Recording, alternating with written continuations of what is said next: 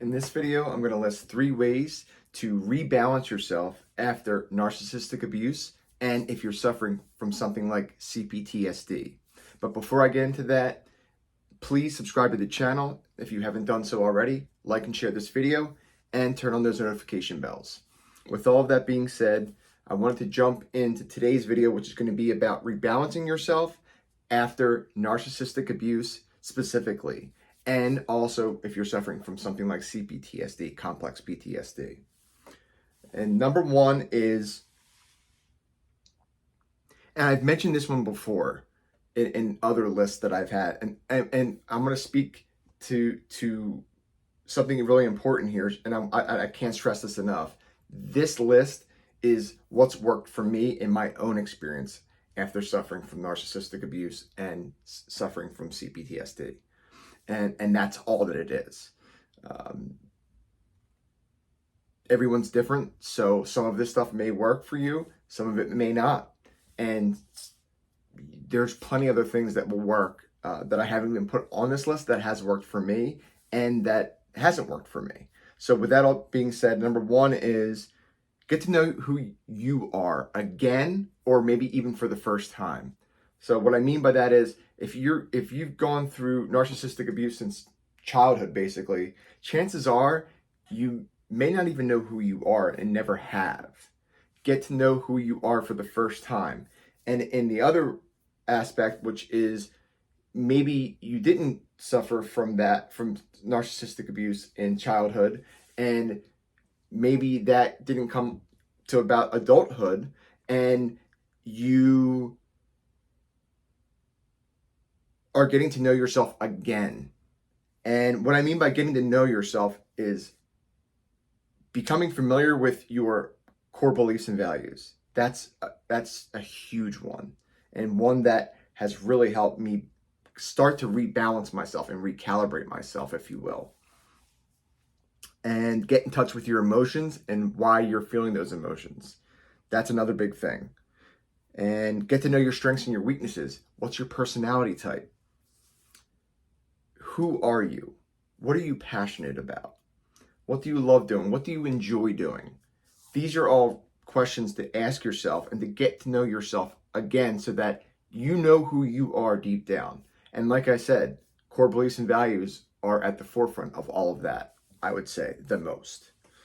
Number two, and this one is always pretty much going to make every list, in my opinion, especially if you're an empath and you struggle with boundary setting and you maybe struggle with like people pleasing, codependent type habits.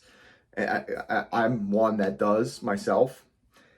Setting boundaries and then maintaining those boundaries is number two.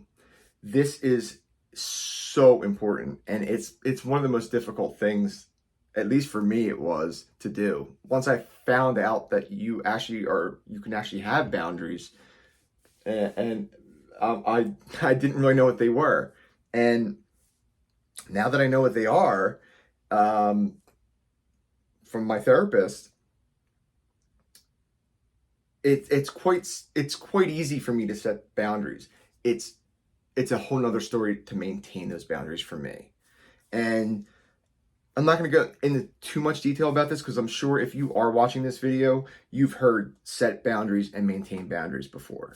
If anyone wants me to get more into that in detail, I can do another separate video for that. Just write something in the comments, or and also if you struggle with setting boundaries and maintaining those boundaries, I want to hear from you. What are your struggles with either, and kind of what have you been doing about it that's working for you? I'd love to hear from you.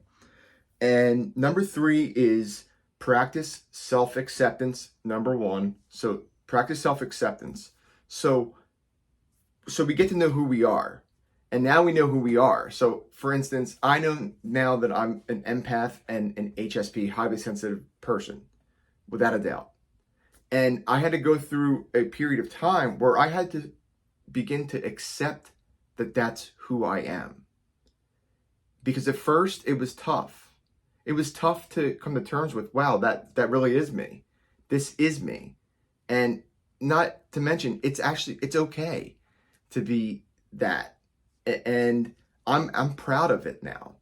And I mean, obviously, look at this channel I've created. So I'm proud of who I am, and that took time though. So self-acceptance, practicing that is so important, and that comes with time as well.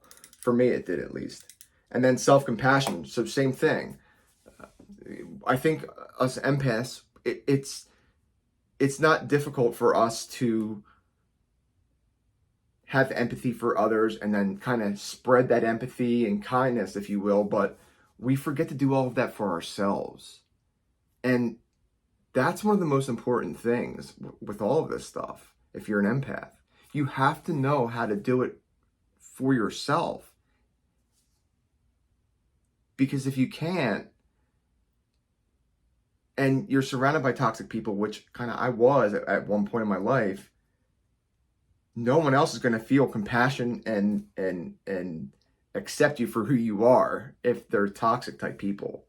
And even if they're not, that's up to us to accept ourselves fully for who we are, because it's all we can be. All you can ever be is yourself. That's it. You can't be anyone else. If you're trying to pretend like you are, it's a losing battle. Trust me. So that's number 3. I hope this list can kind of help you if you are trying to rebalance yourself after going through narcissistic abuse, and if you're suffering from CPTSD. I'm going to leave you guys with what I always leave you with. But before I do that, again, please subscribe to the channel, like, share this video, turn on those notification bells. Can't stress that enough. I'm going to leave you with what I always leave you with, and that is, of course, be kind to others. But most of all, please be kind to yourselves. It's known as self-compassion, which is number 3. Take care, everybody.